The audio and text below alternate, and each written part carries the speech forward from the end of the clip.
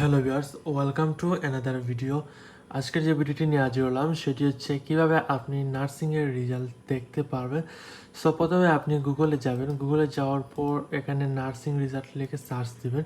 Search দেওয়ার পর এখানে এই ফার্স্টেই চলে আসছে BNMC রেজাল্ট 2024। সো এখানে আপনি ক্লিক করবেন, ক্লিক করার পর আপনার সেই ওয়েবসাইটে এন্টার করবে। সো এখানে আপনার নার্সিংয়ের রেজাল্ট দেখতে পারবেন বা অ্যাডমিট কার্ড কীভাবে ডাউনলোড করতে হয় সেম প্রসেসটাও আমি পূর্বে দেখিয়ে দিয়েছি।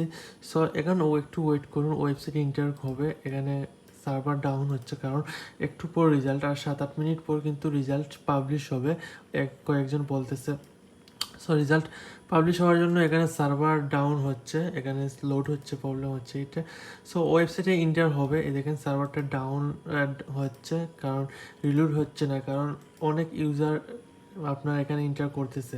এন্টার করার পর এখানে কিন্তু এই দেখেন রোল নম্বর তারপর BNMC রেজাল্ট 2024। সো এখানে রোল নম্বর দিয়ে কিন্তু আপনি জাস্ট সাবমিটে ক্লিক করলেই কিন্তু আপনার রেজাল্ট দেখতে পারবেন। সো আশা করি বুঝতে পেরেছেন কিভাবে আপনি রেজাল্ট দেখতে পারবেন নার্সিংয়ের, বা আপনার নার্সিংয়ের রেজাল্ট দেখে কিন্তু আপনি ডাউনলোড করতে পারবেন PDF এর মাধ্যমে।